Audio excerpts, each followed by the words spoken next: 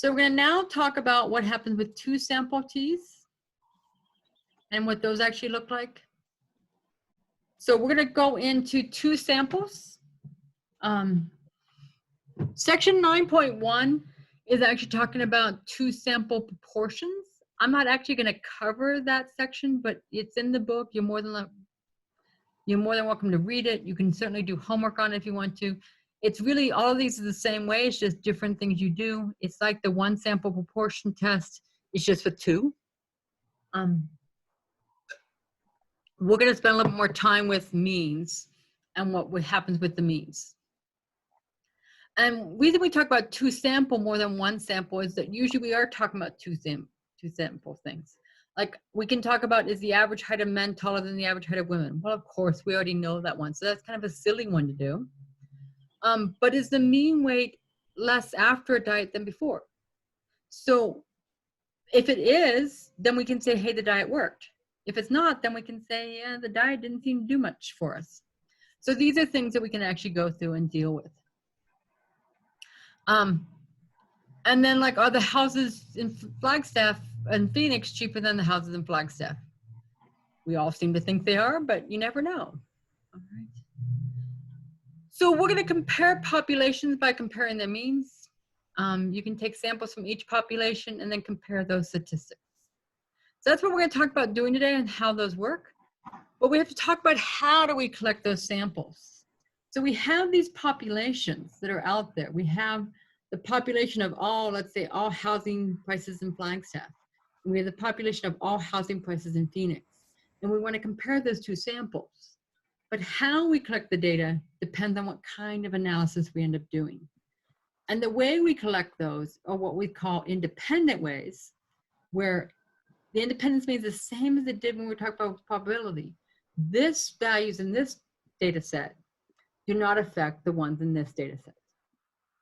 So that's what we mean by independent, is that this one will not affect, none of these values will affect a specific value in this data set.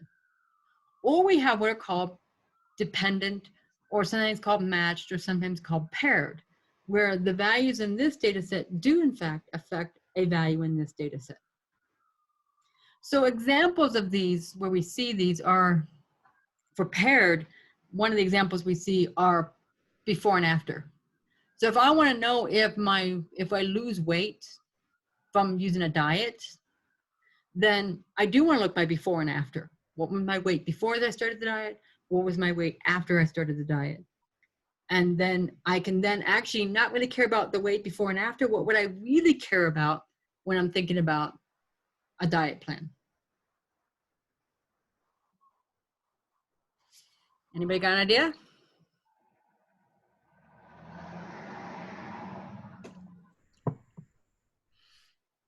Nobody got an idea of what you'd want to know if you're going to do a diet plan?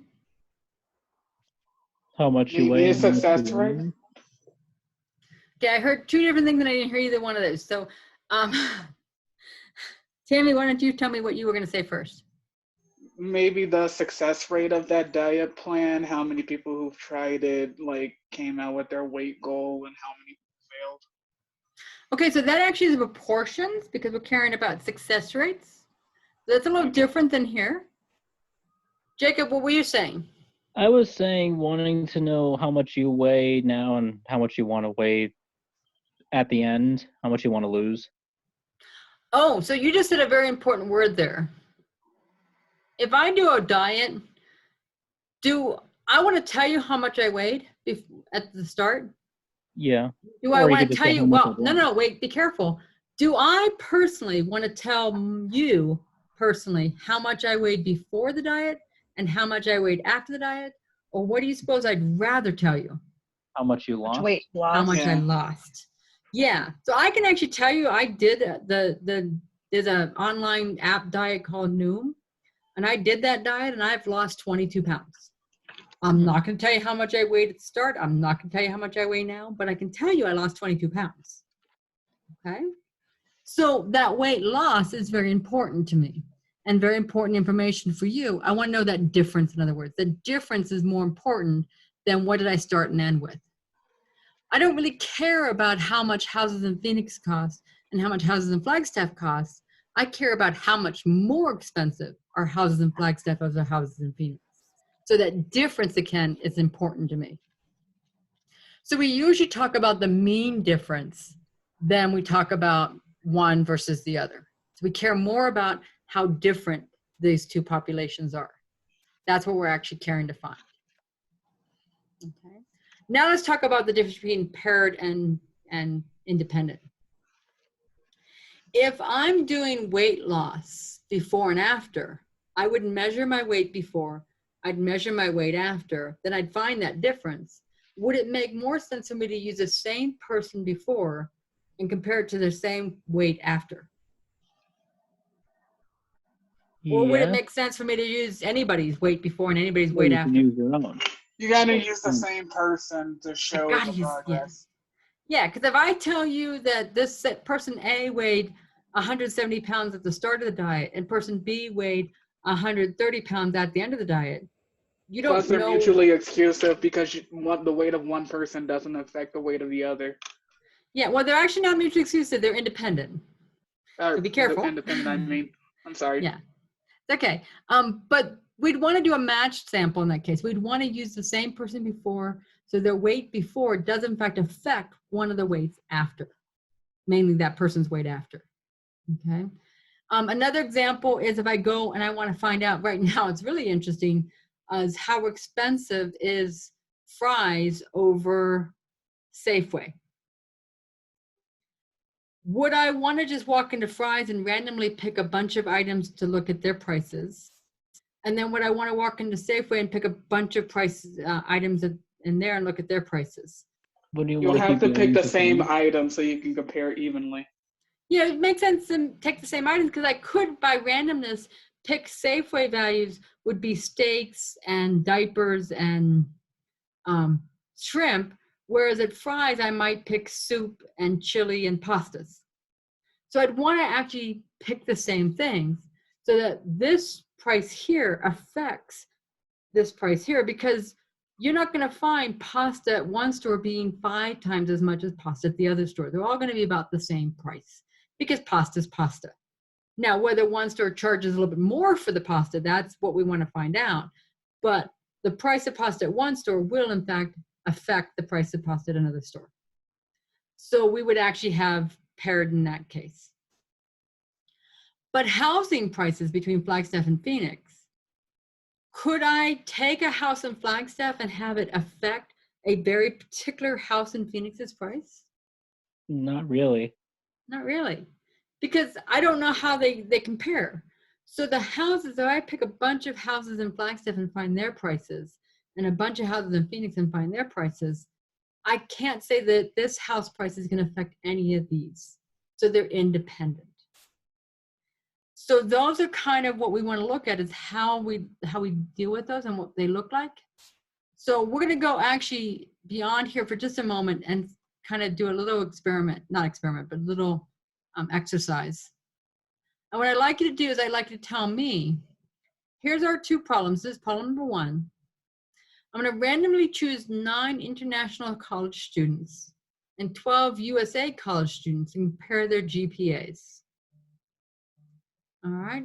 And then so I want to know, is this one example of independent or paired? Well, you have 2 different amounts of students, though. So, Oh, that doesn't matter. nope. Oh, because you're comparing one to the other. Would it be independent? Why would it be independent? Because you're randomly choosing. So I better randomly choose no matter what I am. One group doesn't affect the other, so that's why it's independent. Yeah. So you're right about I'm randomly choosing, and I'm randomly choosing in both groups. So I'm randomly choosing in this group, and this group has no effect on anybody in this group. So this one is actually independent. Because one group does not affect the other group. It doesn't affect, what I really should say is that no values in the first group, first sample,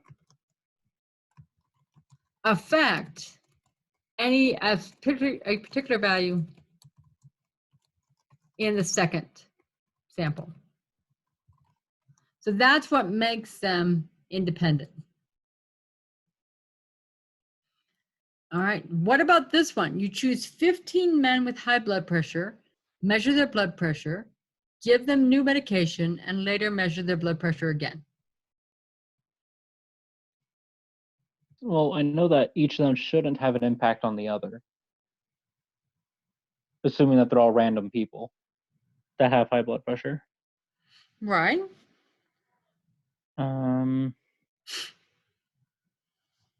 So one person shouldn't affect anybody else's. But the question is, are the samples? So what are my samples? The 15 men. So careful, samples are measurements. So what did I measure off those 15 men? The blood pressure. Blood pressure. Okay. Did I just measure the blood pressure or did I do anything? You just measured their blood pressure at the start. You measured their blood pressure before and after. I measured the blood pressure Before and after medication. Yeah, that's So one sample is the blood pressure of men before medication, and the other one is the blood pressure of men after medication. So the question is, are those samples paired or independent? Paired? Would they be paired? Why? You wouldn't. Because it's the same group of people? Yeah, we're using the same group of people, but they are paired samples. And the main reason is that one person's value in this one is actually affecting another person's value in this one, because this man's blood pressure before the medication is certainly going to affect his blood pressure after the medication. Oh, so even though it's the same person, the person is affecting their own. Yes. Yeah. Got it. Yes.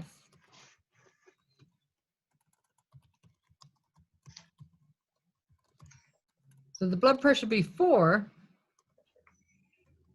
the medication affects a blood pressure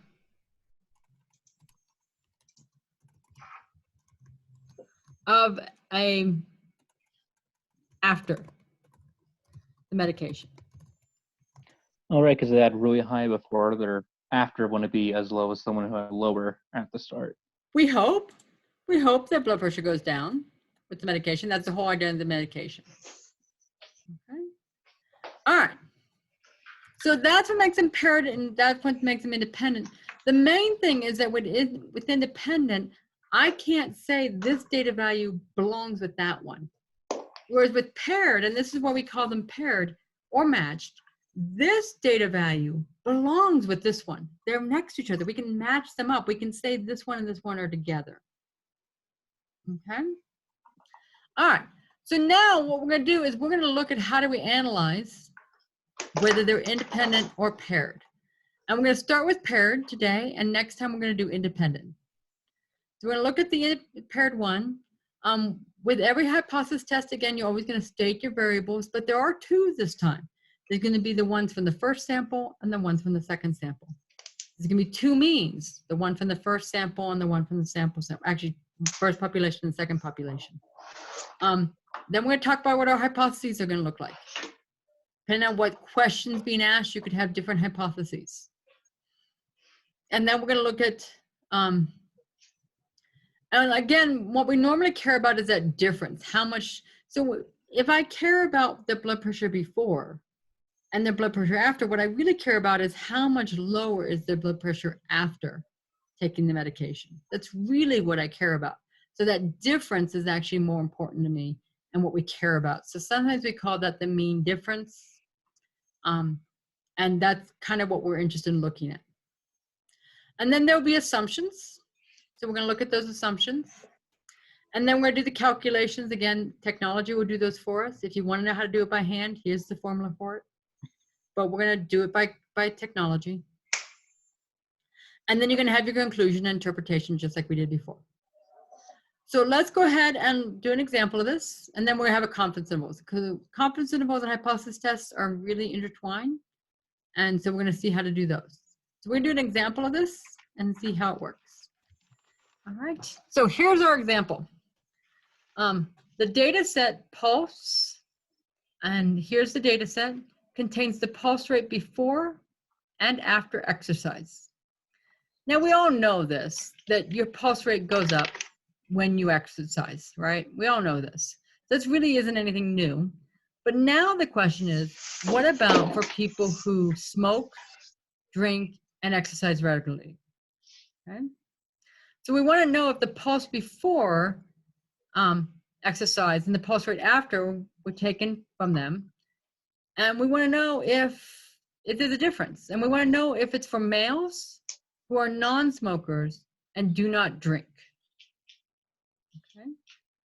And we want to know if the pulse rate before exercise for non-smoking alcohol, actually, I'm sorry, we do want them to drink alcohol. Who do drink alcohol, there we go, okay. Who drink alcohol is less than after. That's kind of the question we want to know. We're going to test this at the 1% level, okay? Now, I want you to see what this data set looks like. So we're going to go ahead and read this into R. So I'm going to copy this data set, copy this pulse, read CSV, and the name of the file. I'm going to put this into RStudio so you can see what this one looks like. Notice pulse just showed up over here. And if I look at this data set, we've got the height of a person, the weight of a person. Each row is a person. So my units of observation is a person in this case. Each row is a person. We have their height, we have their weight, we have their age, we have their gender. And gender was something we were interested in. We have whether they smoke. We wanted them to be non-smoking, so we're going to look at only the people who don't smoke. We want to look at people who do drink alcohol. So we have some people who do, some people who don't. We want to look at how much they exercise. So some of these people exercise a lot. Some of them have moderate exercise. Some of them have low exercise. Then some of these people we had run, and some of these people we had sitting. We're only going to care about the people we actually had run. Then we had their pulse before and their pulse after. And then we had what year this was measured in that we did the measurement. So there's different years here that we did this, that this data was collected over. So this is our data set. And what we want to do is we want to pull out only the individuals who didn't smoke but did drink alcohol. So this is going to be a filtering one, and we've done some filterings early on in the semester. We're now going to do filterings at this point later. And I've given you here the filterings you're going to do. In some of the homework problems, I give you the filterings, and some of them you're going to have to figure it out on your own. But I want to kind of talk about this. Filtering is going to be creating a new data frame. So we're going to call this new pulse. So this data is called pulse. We're going to do a data frame called new pulse. You can call it anything you want. I don't care what you call these. Anything that works for you. So we're going to copy this first line and put it into RStudio. I hit enter. Notice the little plus sign here. This doesn't happen when we do the RMD stuff, when we're in a R Markdown file, but here it does. This plus means it needs more information, and it does, so there's more to put in here. So I'm gonna come down here, and what I wanna do is I wanna take that pulse data set. So that's what this line basically is saying is, this line, we named it. This line says, take this pulse data set and we're gonna use it. I'm gonna copy that line, paste it into my RStudio. And so the pulse says, use the pulse data set, which is this one here. This piping thing means use it in the next line. So that percent greater than percent symbol means use it in the very next line. So I'm going to go to the next line. And then I'm going to come back into here, and I want to now filter. And so the filtering I'm going to do is I want to have people who smoke. I don't want them to smoke. So I want smokes, that column smokes, that variable smokes. I want that variable to be only the ones that said no. Alcohol, I want them to smoke. So I want that to be yes. And the gender variable, I want them to only be males. And running, the ran column, I want them to only be the ones who ran and not the ones who sat. So I'm going to copy this, put this over here, and we'll talk a little bit more about this, but what all this stuff does. So again, I'm filtering this. Filter just means take this big data frame we have and take out, filter it for just these things. So the smoke column, I only want the ones that said no. The alcohol column, I only want the ones that say yes. The gender column, I want only the ones that said male. And the ran column, I only want the ones that said ran. The other columns I'm not asking anything specific on. I'm just doing on these. Then I can just hit enter. And it will then, over here, you now see the new pulse data frame was created. And I can click on that. And now I can see we still have individuals, but now we only have males. We only have the ones that said no to smoking. We only had the ones that said yes to alcohol. And we only had the ones that said they ran. Okay. Does it have to be that double equal sign in between? It does. So it's very important that you use this double equal sign like I did here. Okay, cool. Okay. In general, this is how you would do it is you would create your new, then we're going to create a difference function. But in general, you would just create a new data function, whatever you want to call it, new data frame, anything you want to call it. This arrow looking thing means take all of this and identify it with this new pulse variable, this new pulse data frame, sorry. And then pulse here just says use the pulse data frame with all of this information. All right, so we now have this new data frame. And here it is. And what I want to look at is what is their pulse after minus their pulse before. So I want to kind of look at that difference. As I was saying before, I don't care how much what their value was before and how much what value was after. I care more about what difference do they have in their pulse before to pulse after. So we're now going to basically mutate this data frame. We did mutations before back in chapter 3. We're going to now create a new variable. We're going to basically add a new column here. And we're going to call that column, difference or diff. You can call it anything you want. And we're going to create, again, a new data set. So this new data set I'm calling diff. And it's going to use this new pulse data frame because I don't want to care about the pulse data frame anymore because that pulse data frame had everybody. I just want the individuals that meet my qualifications. So I want this new data frame. We're going to call it diff. You can call it anything you want. And I'm going to mutate that to create this new difference. So I'm going to go and grab, this is all this first one does is create, oops, where am I going? Right here.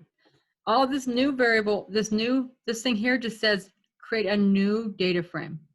So diff is going to be equal to, and all it did, again, that plus sign's there to say, hey, it's something new. Then I'm going to go and grab, again, this is just saying use this data frame and everything we're going to do from here on out. So that's all this line does. Sorry. Go away. My Zoom keeps coming down on me when I can't move to a different line. Okay. All right. So this next line here is just saying use this new pulse data frame that I created right here.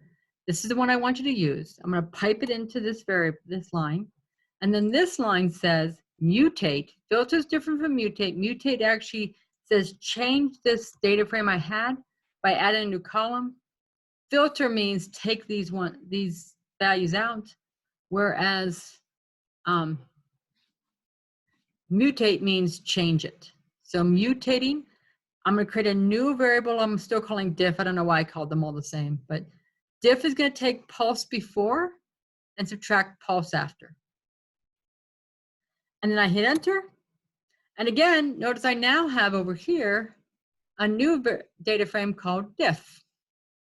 And that diff has the same stuff we had before, but it now has this column diff. Notice they're negative. That means that the pulse before was less than the pulse after, because when I subtract these numbers, I get a negative. And 78 minus 141 is negative 63. And you can get all these values. You can see all of them down here, and they're all there for you. Okay. So all this was doing was kind of creating my data frame so we can work with it. Now we can actually do something more with it. So what I now need to do is do the steps of a hypothesis test. So the first step of the hypothesis test is to state the variables, and parameters. All right. So what did I measure off of each individual? So we can go back over here to RStudio to help us with that. This is one individual. What was something I measured? I measured lots of things, but what is the thing I was interested in that I measured? The pulse before and after exercise. Okay, but be careful, I only need one at the moment. So which one do you want? Pulse before. Pulse before, because I got to measure them separately, right? So we're going to call X1 the pulse before. And then X2 would be what? What was the other thing I measured? Tammy, you just said it. The pulse after? The pulse after. So whenever I'm talking about a variable is the one measurement. I can't combine a bunch of them. I can't put pulse before and after because I don't know which one's which. So I want to write them as two separate lines.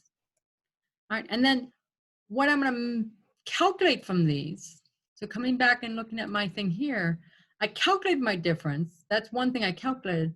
But what I want to do is I want to compare what parameter. Remember, we only have two at the moment. We're looking at proportion and means.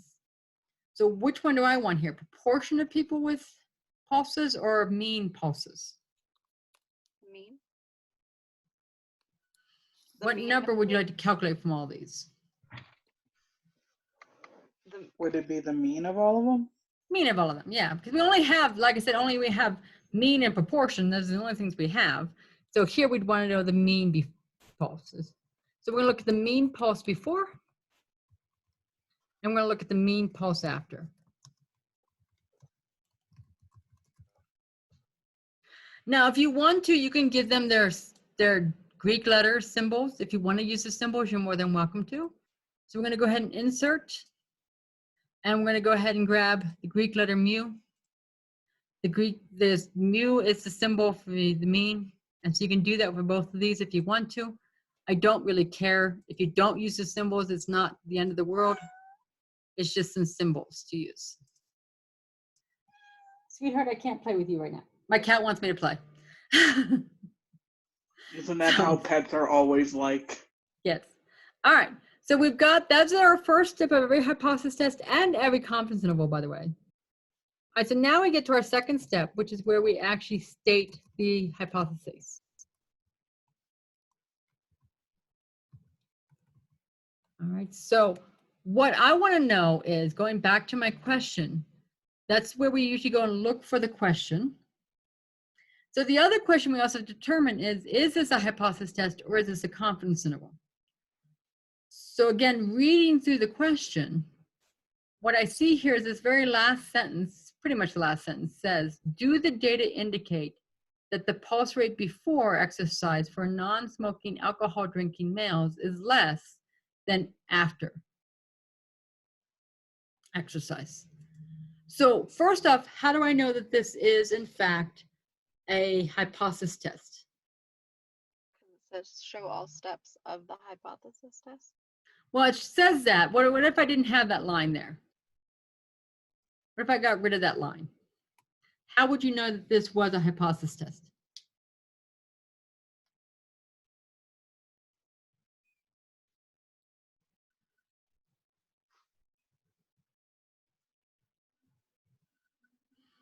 So there's something actually very important that tells me it's a hypothesis test.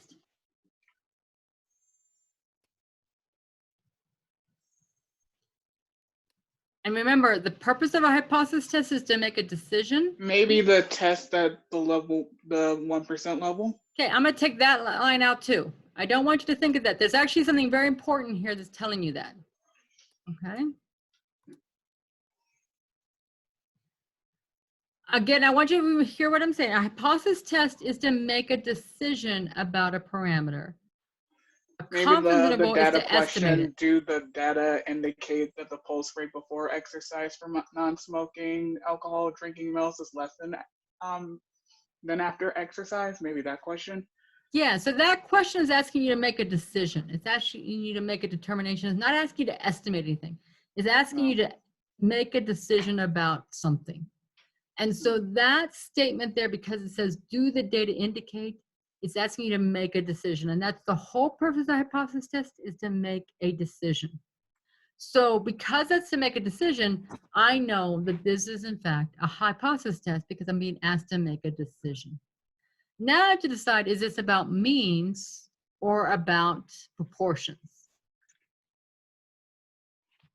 So I know we already figured that out, but why would you say that this is about means and not proportions?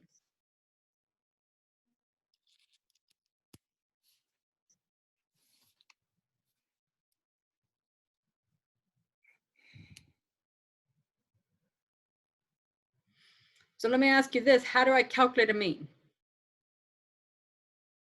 Oh, you get the high and the lows. I just care about the highs and the lows when I do a mean? Well, all of them. You get all of them and then divide by that many. All right, what do I do with all of them before I divide by that many? Add them together. Add them together. So I need to have numbers to get a mean, right? How do I get a proportion? The same thing. You would count how many out of how many people total. All right, so that's not actually the same thing, and I want to just kind of get on the idea. You're right about how I calculate it. I actually calculate it by counting up how many have something over the total. So in a proportion problem, it's about counting, and a mean problem, it's about something I measured. I had numbers. So in this case, do I have numbers or am I counting people?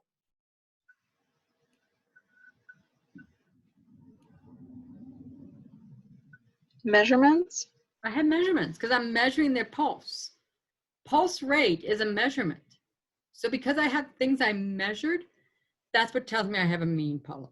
So I now know I have a hypothesis test. I now know it is a mean.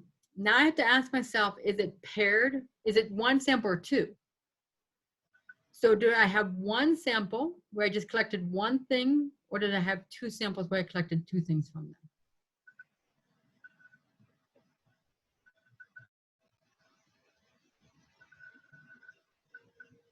Two, Why two? because you collected not only the blood pressure information, but you also collected the background information. Right. Right. So I actually had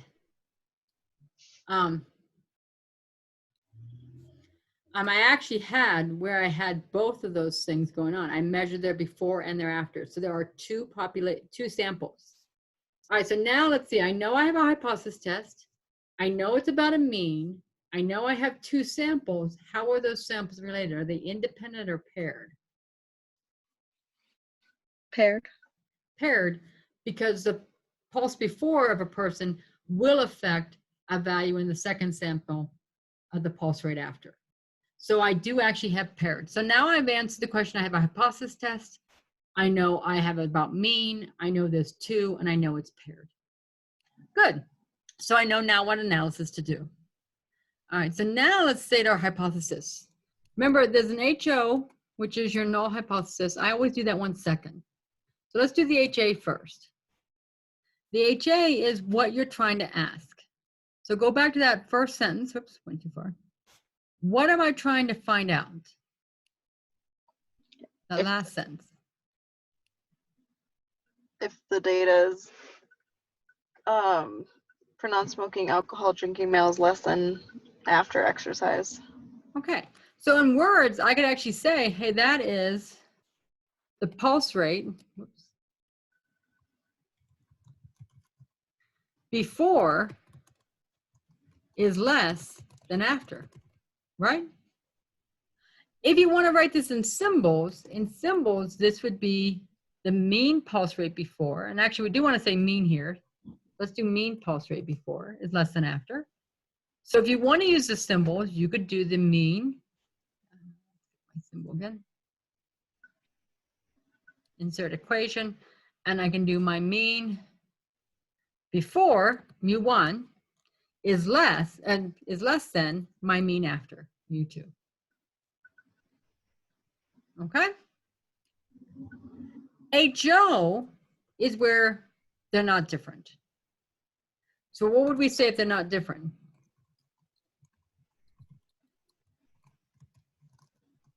If things aren't different, what are they? The same.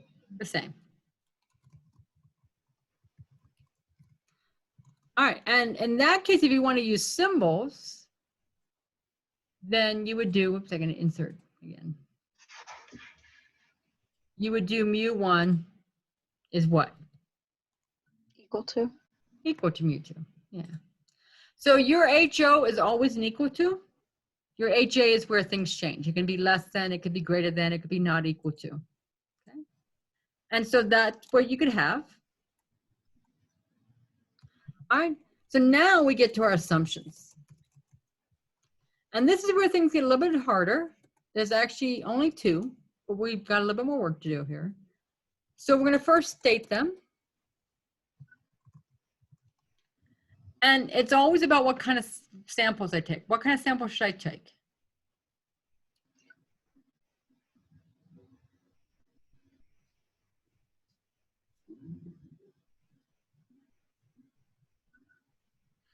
The Anybody know before. what kind of sample should I always take? Oh. Random? A random. So a random sample of now, I don't know how many I have. So let's go back to RStudio for just a second and see how many data values are in here. So my diff has 18 observations, right? So there's 18. And then again, there's a whole bunch of variables here. I'm only caring about pulse before and pulse after, but there's a whole bunch of them. Those are the two I care about. But those two are carried off of one individual, right? So each row is one individual. My unit of observation is just one person.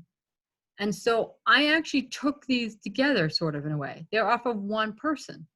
So it's not like they changed or anything. This is off of one person. So this is the pulse before and the pulse after. You can kind of think of them as being paired together, ordered pairs.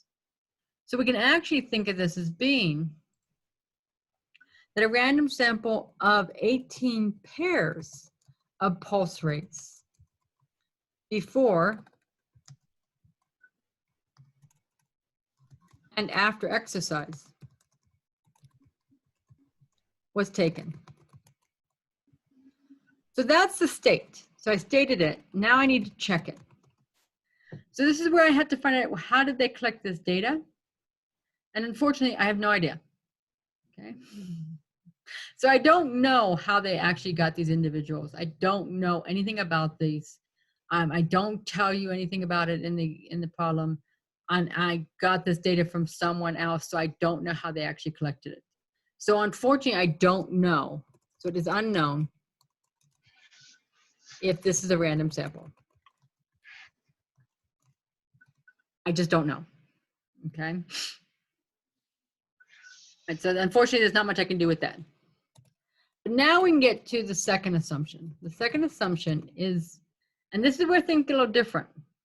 Remember I kept saying, going back to my RStudio for just a second, I don't care about the pulse before. I don't care about the pulse after. I care more about that difference. So really what I'm going to care about is that difference normally distributed, because I'm going to run everything on that difference. So I don't care about the pulse before. I don't care about the pulse after. I care about that difference. So my assumption here is actually the population of the difference between in pulse rates before and after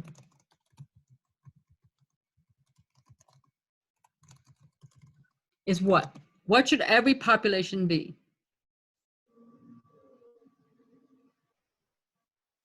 Normally distributed. Is normally distributed. Okay. And then how do I check that? With the two graphs. Yeah, the two graphs. But when I go to do these graphs, again, it's on that column difference that we created. I don't care about any other variable but that column of difference. So we're now going to do those two graphs. I'm going to do a GF density. Spell density correctly. And I'm going to do it on the variable diff. And my data set is this data set capital diff. I don't know why I called them both that, but I did. All right, and I should put a title on, but we won't worry about that this time. Oops, what happened? There it goes. All right, and so there I have it. I've created it. I'm going to go ahead and copy it to the clipboard, copy that image, paste it into my here. And we'll go do the other one at the same time, so we can just do them both at the same time and talk about both. So what's the other one called? Normal quantile. Yeah, so the QQ, the GFQQ. And again, we're going to do it on diff. Data equals diff. So I know I had a lot of other data frames here that we worked with that we were talking about, but the last one I created is the only one I care about working with. All right, and there it is. And so we're going to copy that to the clipboard.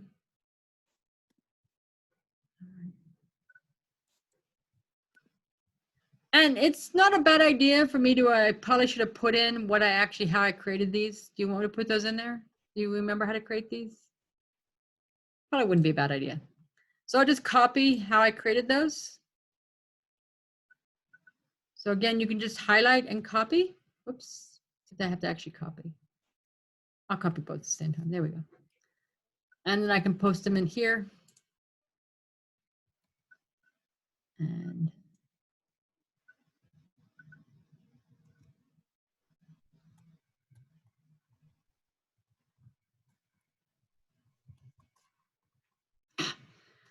hate when I can't type right. And what's the difference between putting it in here as opposed to just doing the RMD file? Is it just Nothing. Okay. Nothing. So if you want to do the RMD file, it's fine here. The only thing that's a little different here is that when you go, we're going to do talk about, hopefully we will have time today, talk about your project. When you go to the project, you may want to do it in this instead of an RMD file because you might not be able to get your data in nicely. But that's the only thing. All right. So what do you say about these? Does that look normal and does that look linear? Yeah. Yeah. So we can then say the normal, the density plot looks linear and the normal quantile plot looks linear. Not looks linear, looks bell-shaped. And the normal quantile plot looks linear. So the difference looks like it comes from a population that is normally distributed. Okay. All right. So now we can get to our next step, which is the calculation step.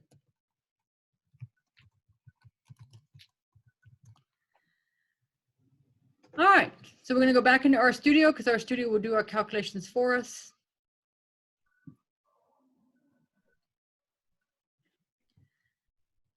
And we're doing, again, the same t-test. So it's the same t-test. It is on, though, this variable diff that we created. So it basically looks like the one sample confidence interval we did last time. It is basically the same idea. So it's on that variable diff.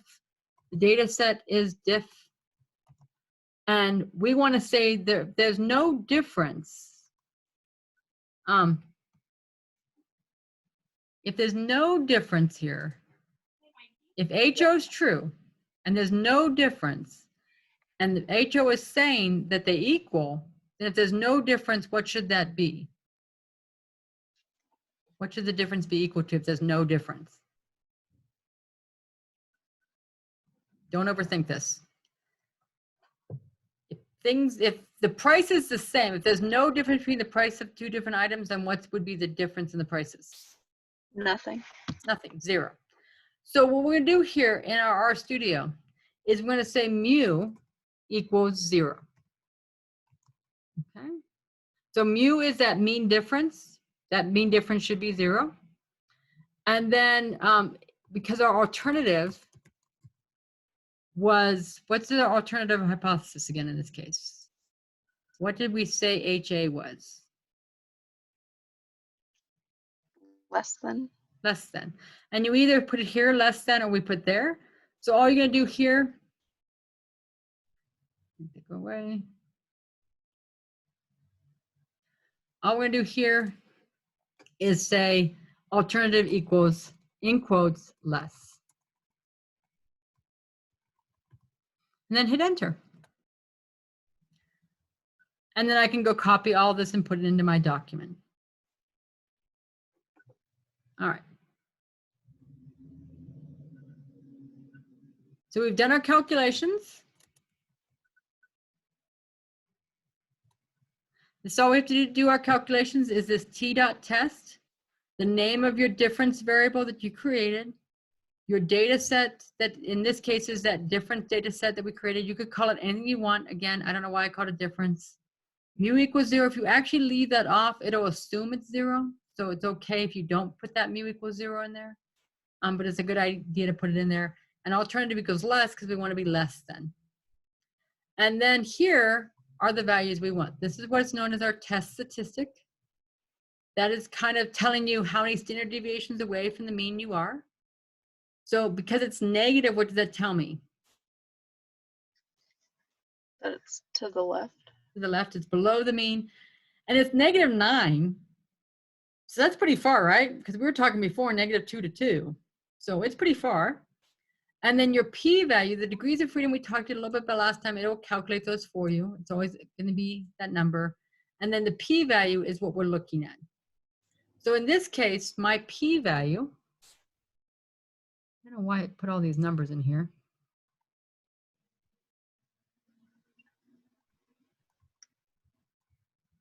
That's Google Drive, not R. All right, so now we can say that my test statistic equals -9.5572, and my p-value equals 1.47497. What does that E mean again?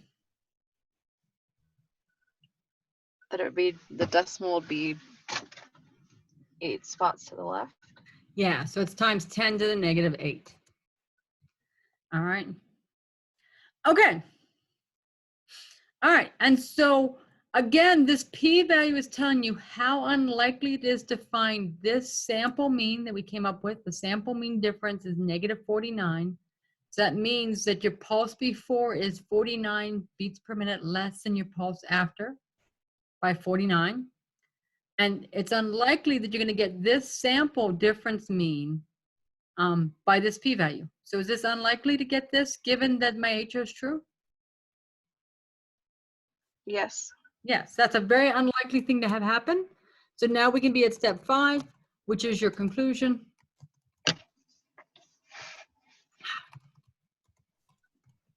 And the conclusion would be to reject HO.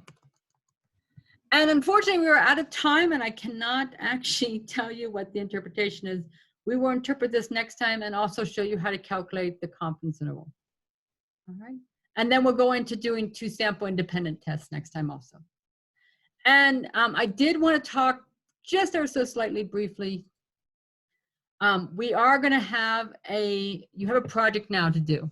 And so actually I'm going to share